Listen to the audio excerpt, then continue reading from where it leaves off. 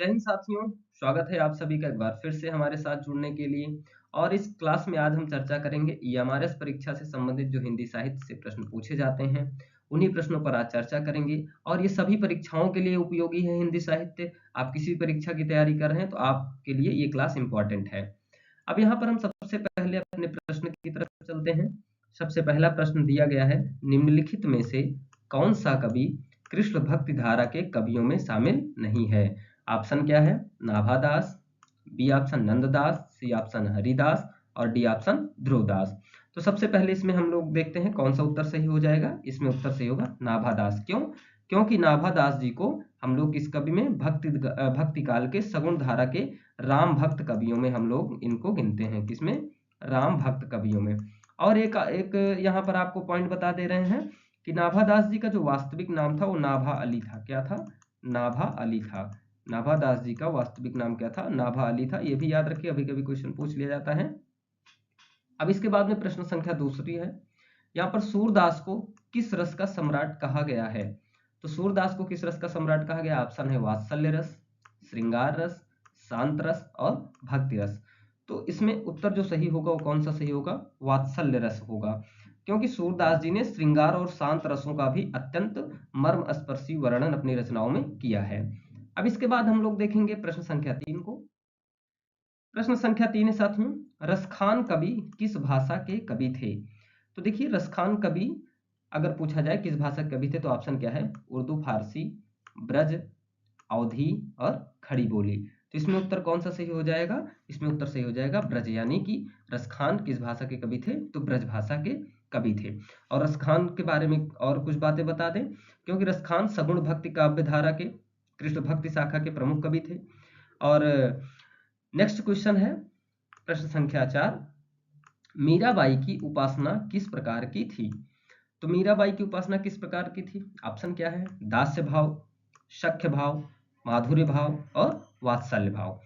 तो इसमें जो उत्तर सही हो जाएगा, सी सही हो जाएगा कि मीरा भाव की उपासना किस प्रकार की थी? तो माधुर्य भाव की थी। अब इसके बाद में हम यहाँ पर छोटा सा एक पॉइंट बता देते हैं कि मीराबाई राजा रत्नसेन की पुत्री तथा भोजराज की पत्नी थी। ये याद रखिएगा कि मीराबाई कौन थी? राजा रत्नसेन की पुत्री थी और भोजराज की पत्नी थी। अब इसके बाद में हम लोग देखेंगे अगला प्रश्न, तुलसी की भक्ति भावना किस प्रकार की थी? ऑप्शन क्या है? दास्य भाव की, बी है घृणा भाव की, सी है प्रेम भाव की और डी है सखा भाव की। अब इसमें जो पांचवा प्रश्न है, इसमें कौन सा उत्तर सही होगा? तो इसमें उत्तर सही होगा ए, दास्य भाव की। क्यों? क्योंकि तुलसीदास जी भक्ति भावना दास्य भाव की है। वे स्वयं को प्रभु राम का सेवक मानते थे। राम जी का क्या मानते थे? अपना, यानी कि राम जी का ये सेवक अपने आप को मानते थे और राम जी को अपना स्वामी मानते थे ये। तो इसीलिए ये जो भक्ति भावना इनकी थी, इनकी भक्ति भावना दास्य भाव की थी। अब इसके बाद में प्रश्न संख्या 6 है, कबीरदास, कामा तुलसीदास, कामा सूरदास आदि कौन से काल के कवि हैं? तो इसमें ऑप्शन क्या है? आदिकाल है, भक्ति काल है, रीति काल है और आधुनिक काल है। अब यहाँ पर हमारा उत्तर कौन सा सही हो जाएगा कि हमारे जो कबीर थे, तुलसी थे और सूरदास जी थे, ये कौन से काल के कवि हैं? तो ये सभी हम उत्तर देंगे भक्ति काल के कवि हैं। इसके बाद में अगला प्रश्न है साथ में प्रश्न संख्या 7, सूरदास के गुरु कौन थे? सूरदास के गुरु कौन थे? ऑप्शन रामानंद हैं, रामदास हैं और सी वल्लभाचार्य हैं और डी कौन सा है? विठलनाथ है। अब इसमें हमारा जो उत्तर सही होगा वो वल्लभाचार्य होगा, क्योंकि सूरदास के गुरु कौन थे? वल्लभाचार्य जी थे। और वल्लभाचार्य ने ही शुद्धाद्वैतवाद दार्शनिक मत एवं पुष्टि मार्ग की स्थापना की, क्योंकि इनके पुत्र विठलनाथ ने किसकी स्थापना की थी? विठलनाथ ने अष्टछाप। किसकी स्थापना की थी? अष्टछाप। तो याद रखिएगा, कभी कभी पूछा जाता है कि विठलनाथ ने किसकी स्थापना की थी? तो अष्टछाप की। और अष्टछाप कवियों के बारे में आगे हम चर्चा करेंगे, बताएंगे आपको। अब इसके बाद प्रश्न संख्या 8 है, तुलसीदास द्वारा रचित रामचरितमानस में कितने कांड हैं? तुलसीदास द्वारा रचित रामचरितमानस में कितने कांड हैं? ये बहुत इंपॉर्टेंट प्रश्न है आपका। इसमें ऑप्शन क्या है? ए 7, बी 12 और सी में 5 है और डी में 8 है। तो इसमें उत्तर कौन सा सही होगा साथियों? इसमें उत्तर कौन सा सही हो जाएगा? 7, यानी कि हमारे रामचरितमानस में कितने कांड हैं? 7 कांड है। और वो कांड कौन कौन से हैं ये कभी कभी हमारे एग्जाम में पूछ लिया जाता है कि कौन सा कांड सबसे पहले है, फिर उसके बाद कौन सा है। तो सबसे पहले हम बता दें, सबसे पहले कौन सा कांड आता है? बाल कांड आता है। बाल कांड के बाद में वो कहाँ गए थे? फिर अयोध्या गए थे, याद रखिएगा, अयोध्या कांड है। फिर उसके बाद में कौन सा कांड? अरण्य कांड है। और उसके बाद कौन सा कांड है? आप याद रखिएगा, किष्किंधा कांड है। कौन सा कांड? किष्किंधा कांड। मैं शॉर्ट में लिख दे रहा हूं, समझ जाइएगा। अगला कांड कौन सा है? सुंदर कांड है, सुंदर कांड। फिर उसके बाद में कौन सा कांड है? लंका कांड है, लंका कांड। और उसके बाद में उत्तर कांड है। ये आपके कितने कांड हो गए? टोटल 7 कांड हो गए। अब अगला प्रश्न है हमारा 9वां, सूर सागर के रचयिता कौन है? प्रश्न क्या है? सूर सागर के रचयिता कौन है? ऑप्शन क्या है? विद्यापति हैं, जयदेव हैं, सी तुलसीदास हैं, डी सूरदास हैं। तो इसमें कौन सा उत्तर सही हो जाएगा कि सूर सागर, भाई उनके नाम से ही तो देखिए मिल रहा है, सूर सागर के रचयिता कौन है? सूरदास जी हैं। अब इसके बाद में हम चलते हैं अगले प्रश्न पर, प्रश्न संख्या 10। हाँ, इस थोड़ा सा मैं बता दूं कि सूर सागर के बाद में और सूरदास की अन्य कौन कौन सी कृतियां हैं, कि सूर सागर तो ही है, और इसमें हम लोग देख लेंगे सूर सरावली को। कौन सी? सूर सरावली, सूर सरावली। और हमारी एक कृति और कौन सी है? साहित्य लहरी, ये बहुत पूछी जाती है, साहित्य लहरी। हम यहाँ पर साहित्य लहरी। अब इसके बाद प्रश्न संख्या हमारा यहाँ पर कौन सी है? 10 है। रत्नावली दोहा संग्रह किसके द्वारा रचा गया? अब यहाँ पर हमारा ऑप्शन कौन कौन सा है? ए रत्नावली, बी तुलसीदास, सी बिहारी, और डी रामानंद। तो यहाँ पर आपको साथियों बता दें कि जो यहाँ पर प्रश्न संख्या 10 है, इसमें कई मतभेद हैं थोड़ा सा। ये क्वेश्चन इसलिए रखे हैं क्योंकि ये क्वेश्चन पूछा गया था यूपीएसएससी में, कनिष्ठ सहायक परीक्षा में। तो इसमें जो आयोग ने माना हुआ है, मुरलीधर चतुर्वेदी की रचनाएं रत्नावली लघु दोहा संग्रह है, और दोहा रत्नावली आदि हैं, और एक दोहा रत्नावली तुलसीदास की पत्नी रत्नावली द्वारा रचित भी मिलती है। तो चूंकि प्रश्न में रत्नावली दोहा संग्रह पूछा गया है, तो अतः इसमें से हम लोग क्या कह सकते हैं कि इसमें उत्तर देना स्पष्ट नहीं है। अब इसके बाद साथियों अगला प्रश्न है प्रश्न संख्या 11, इनमें से कौन भक्तिकालीन कवि नहीं है? प्रश्न क्या है कि इनमें से कौन भक्तिकालीन कवि नहीं है? तो इसमें ऑप्शन क्या है? बिहारी है, सूरदास है, और कबीरदास है, और तुलसीदास है। तो भक्तिकालीन कवियों में कौन नहीं है? बिहारी जी हैं, क्योंकि बिहारी जी किस काल के कवि थे? बिहारी जी किस काल के कवि हैं? यानी कि रीतिकाल के कवि हैं। किस काल के हैं? रीतिकाल के कवि हैं। अब इसके बाद में हमारा प्रश्न कौन सा है? 12वां, कबीर की भक्ति का स्वरूप क्या है? तो कबीर की भक्ति का स्वरूप क्या है? ऑप्शन क्या क्या है? सगुण है, सूफी मतवादी है, वैष्णव मतवादी है, और निर्गुण है। तो इसमें ऑप्शन कौन सा होगा? डी, क्योंकि कबीर की भक्ति का स्वरूप क्या है? निर्गुण है, और यह निर्गुण एवं निराकार ब्रह्म की उपासना करते थे। अगला प्रश्न क्या है हमारा? प्रश्न संख्या 13, कबीर दास की भाषा कौन सी थी? ऑप्शन क्या है? ब्रज है, बी खड़ी बोली है, सी कन्नौजी है, डी सदुक्कड़ी है। तो इसमें हमारा कौन सा उत्तर हो जाएगा? इसमें डी ऑप्शन सही हो जाएगा। इसके बाद में हम चलते हैं प्रश्न संख्या 14 पर, विनय पत्रिका की भाषा कौन सी है? ऑप्शन क्या है? अवधी है, खड़ी बोली है, ब्रज भाषा है, और अपभ्रंश भाषा है। ये एक मोस्ट इंपॉर्टेंट प्रश्न है, ये प्रश्न डीएलएड में भी पूछा गया था, और बिहार स्टेट में भी ये प्रश्न पूछा जा चुका है। तो इसमें हमारा कौन सा उत्तर हो जाएगा साथियों कि विनय पत्रिका की भाषा कौन सी है? ब्रज भाषा है। और ये विनय पत्रिका किसकी रचना है साथियों? विनय पत्रिका गोस्वामी तुलसीदास जी की रचना है। अब इसके बाद में हम लोग चलेंगे प्रश्न संख्या 15 पर, कबीर दास की भाषा कौन सी है? तो कबीर दास की भाषा कौन सी है साथियों?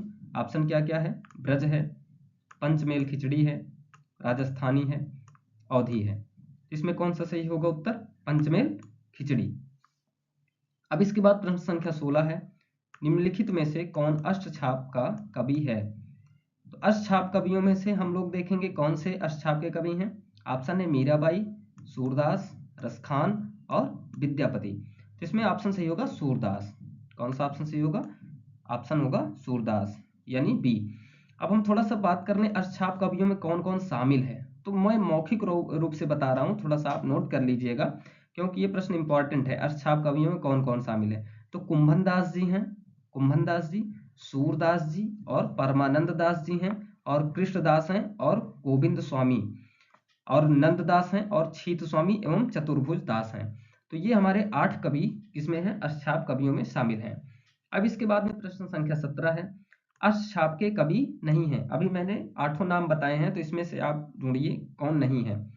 ऑप्शन है नाभादास हैं, बी कृष्णदास हैं, सी परमानंद दास हैं, डी नंददास हैं।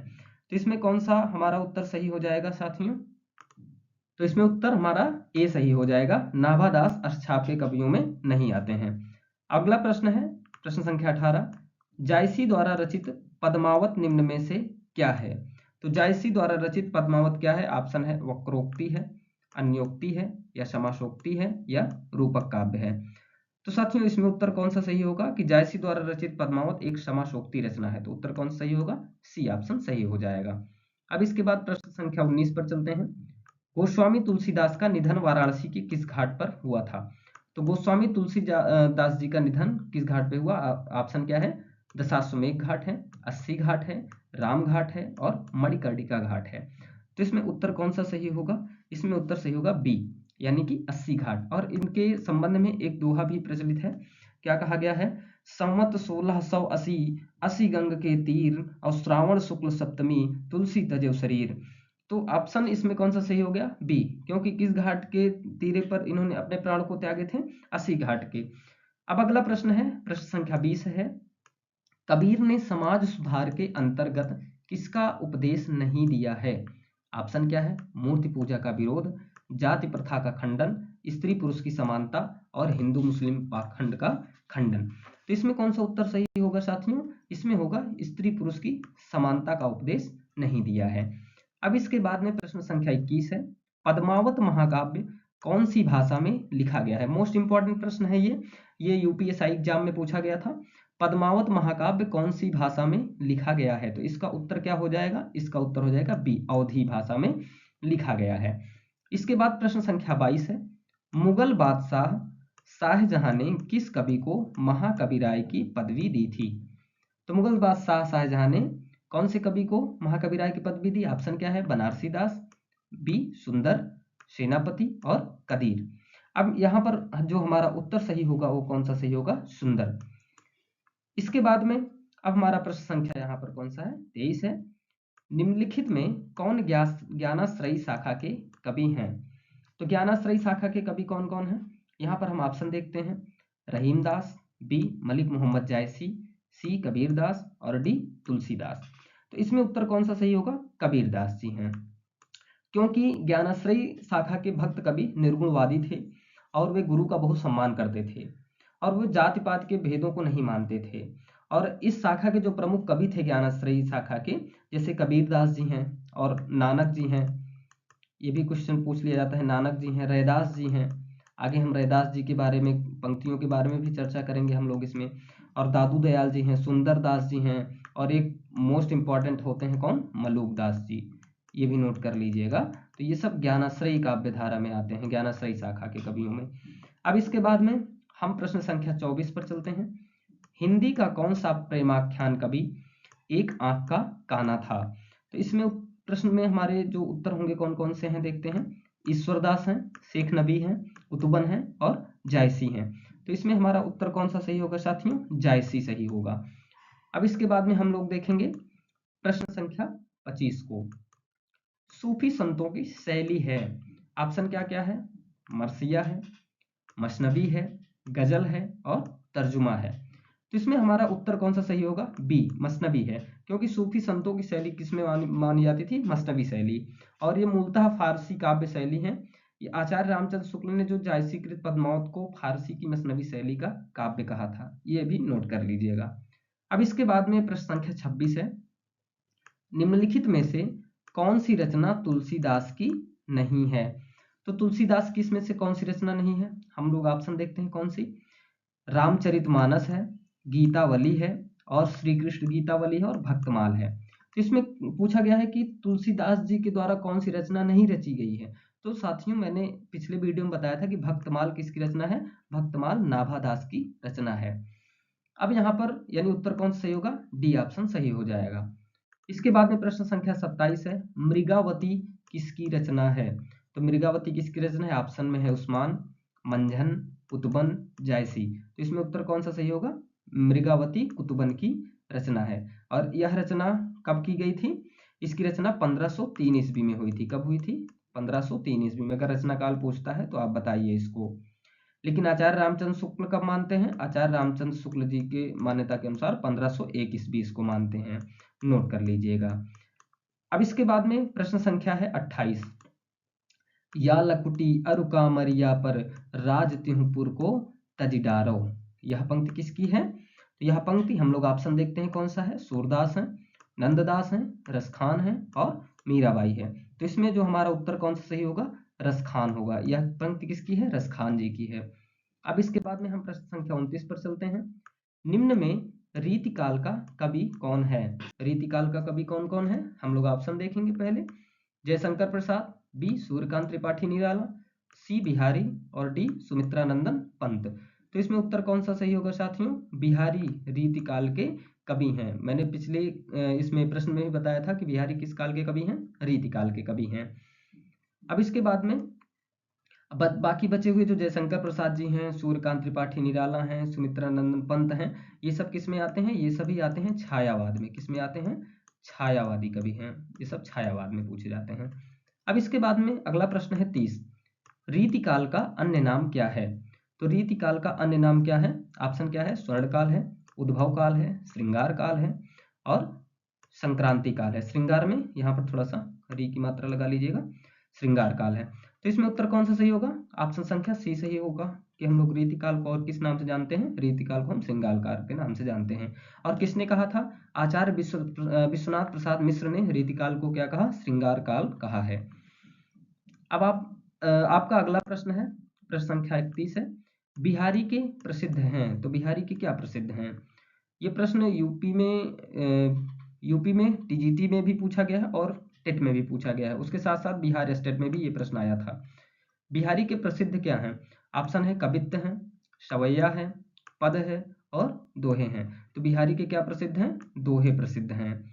और बिहारी की सबसे इंपॉर्टेंट जो हमारी रचना है वो कौन सी है? बिहारी सतसई इनकी एक अमर कृति है। याद रखिएगा, बिहारी की कृति कौन सी है? बिहारी सतसई है। बिहारी सतसई याद रखिएगा, सतसई नहीं लिख रहे हैं यहाँ पर, बिहारी आप नोट कर लीजिए, यहाँ पर आगे बिहारी जोड़ लीजिएगा, बिहारी सतसई है।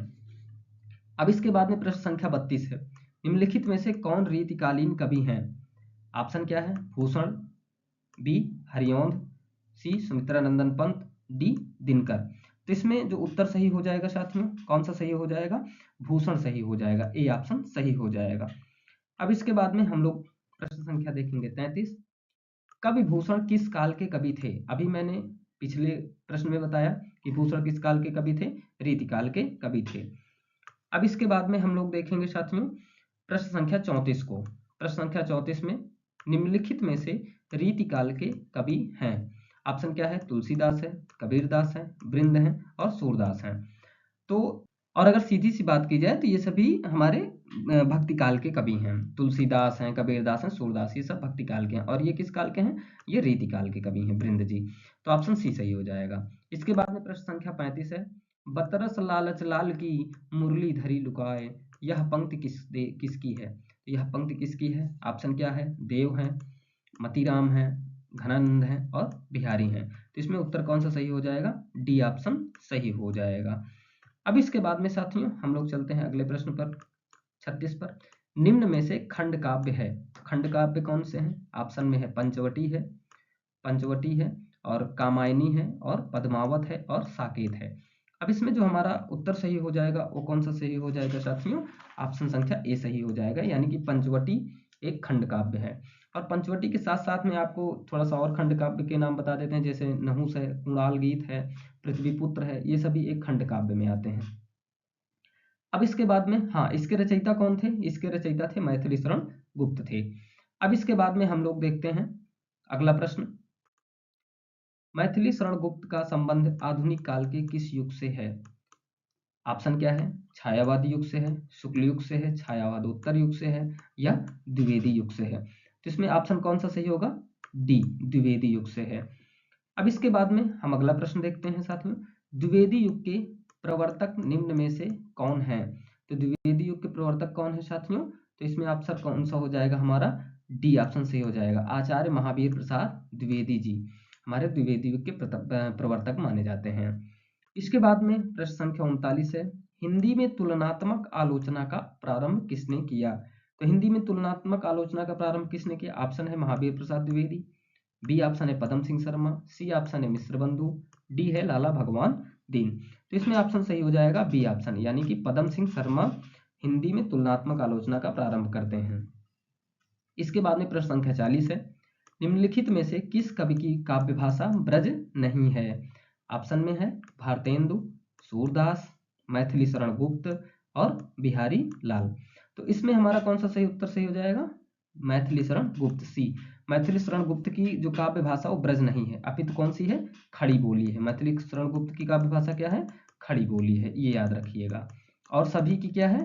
भारतेंदु जी की, सूरदास जी की, बिहारी लाल जी की, इनकी सबकी क्या है? ब्रज भाषा है। अब इसके बाद में हम लोग प्रश्न संख्या देखेंगे 41, वैदेही वनवास किसकी रचना है? तो वैदेही वनवास किसकी रचना है? ऑप्शन क्या है? अयोध्या सिंह उपाध्याय, और हाँ, इनको हरिऔध के नाम से भी जाना जाता है। बी ऑप्शन क्या है? रामधारी सिंह दिनकर, सी ऑप्शन है श्रीधर पाठक, डी ऑप्शन है मैथिली शरण गुप्त। तो इसमें उत्तर सही हो जाएगा क्या? वैदेही वनवास किसकी रचना है? अयोध्या सिंह उपाध्याय जी की रचना है, या कहीं कहीं पे हरिओम लिखा रहे तो भी आपका उत्तर सही होगा, क्योंकि इनका जो है एक शॉर्ट नाम, यानी कि एक जो है संक्षिप्त नेम है। अब इसके बाद में हम लोग देखेंगे प्रश्न संख्या 42, प्रकृति का सुकुमार कवि किसे कहा जाता है? मोस्ट इंपॉर्टेंट प्रश्न है, ये कई बार एग्जाम में पूछा जाता है कि प्रकृति का सुकुमार किसे कहा गया है। ये यूपीएसआई में भी पूछा गया है, टीजीटी पीजीटी में भी पूछा गया है, और बिहार स्टेट में भी ये प्रश्न पूछा गया था। तो ऑप्शन क्या है यहाँ पर? सुमित्रा नंदन पंत है, सूर्यकांत त्रिपाठी निराला है, महादेवी वर्मा है और जयशंकर प्रसाद है। तो इसमें उत्तर कौन सा सही होगा साथियों? ए, सुमित्रा नंदन पंत को प्रकृति का सुकुमार कहा जाता है। अब इसके बाद में अगला प्रश्न है प्रश्न संख्या 43, सूर्यकांत त्रिपाठी निराला किस काल के कवि हैं? ऑप्शन क्या है? वीरगाथा काल है, भक्ति काल है, आधुनिक काल है और डी आदिकाल है। तो सूर्यकांत त्रिपाठी निराला किस काल के कवि हैं? ऑप्शन सही हो जाएगा आधुनिक काल के कवि हैं। अब इसके बाद में हम लोग प्रश्न संख्या देखेंगे 44 साथियों, जूही की कली कविता के कवि कौन है? जूही की कली कविता के कवि कौन है? ऑप्शन है निराला, बी प्रसाद, सी महादेवी वर्मा और डी पंत। तो इसमें उत्तर सही होगा निराला। जूही की कली किसकी कविता है?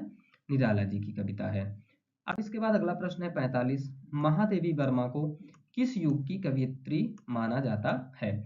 ऑप्शन क्या है? आदिकाल है, भक्ति काल है, छायावाद है और भारतेंदु काल है। तो महादेवी वर्मा को किस युग की कवियत्री माना जाता है साथियों? छायावाद। अब इसके बाद में प्रश्न संख्या 46, वीरों का कैसा हो वसंत, ये मोस्ट इंपॉर्टेंट प्रश्न है। वीरों का कैसा हो वसंत कविता किसने लिखी है? ऑप्शन क्या है? सुमित्रा कुमारी चौहान है, सुभद्रा कुमारी चौहान है, माखनलाल चतुर्वेदी हैं और रामधारी सिंह दिनकर जी हैं। तो इसमें उत्तर कौन सा सही होगा साथियों? इसमें उत्तर सुभद्रा कुमारी चौहान जी की रचित कविता है। अब इसके बाद में प्रश्न संख्या 47 है, एक भारतीय आत्मा किनको कहा गया है? एक भारतीय आत्मा किनको कहा गया है? ऑप्शन क्या क्या है? माखनलाल चतुर्वेदी, सुमित्रा नंदन पंत, मैथिली शरण गुप्त और डी ऑप्शन रामधारी सिंह दिनकर। तो यहाँ पर जो हमारा उत्तर सही होगा साथियों, वो कौन सा सही होगा? माखनलाल चतुर्वेदी, यानी ए ऑप्शन सही होगा। इन्हें जो है, इनके जो है कुछ प्रसिद्ध ग्रंथ हैं, जैसे हिमकीर्तनी है, हिमतरंगिनी है, इनके ये प्रसिद्ध काव्य ग्रंथ हैं। अब इसके बाद प्रश्न संख्या 48 है, कविता हमारे परिपूर्ण क्षणों की वाणी है, यह कथन किसका है? ऑप्शन क्या क्या है? जयशंकर प्रसाद, बी सुमित्रा नंदन पंत, सी सूर्यकांत त्रिपाठी निराला, डी महादेवी वर्मा। तो इसमें हमारा उत्तर कौन सा सही हो जाएगा साथियों? सुमित्रा नंदन पंत सही हो जाएगा। अब इसके बाद में अगला प्रश्न है प्रश्न संख्या 49, शेखर एक जीवनी उपन्यास के लेखक कौन है? तो इसमें हमारा ऑप्शन कौन कौन सा है? रांगेय राघव है, अज्ञेय है, यशपाल है और भीष्म साहनी है। तो इसमें हमारा उत्तर कौन सा सही हो जाएगा? बी, यानी अज्ञेय। और अज्ञेय जी का पूरा नाम क्या है? सच्चिदानंद हीरानंद वात्स्यायन अज्ञेय है। अब इसके बाद में प्रश्न संख्या 50 है, कलम के जादूगर किसे कहा जाता है? मोस्ट इंपॉर्टेंट प्रश्न है, ये भी प्रश्न आपका पूछा गया है, पेट में भी पूछा गया था। कलम के जादूगर कौन है? ऑप्शन क्या क्या है? मैथिली शरण गुप्त हैं और सुमित्रा नंदन पंत हैं, रामवृक्ष बेनीपुरी हैं और मुंशी प्रेमचंद हैं। तो इसमें उत्तर कौन सा सही होगा साथियों? मुंशी प्रेमचंद जी हैं। अब इसके बाद में साथियों हम आपसे मिलेंगे अगली क्लास के साथ में।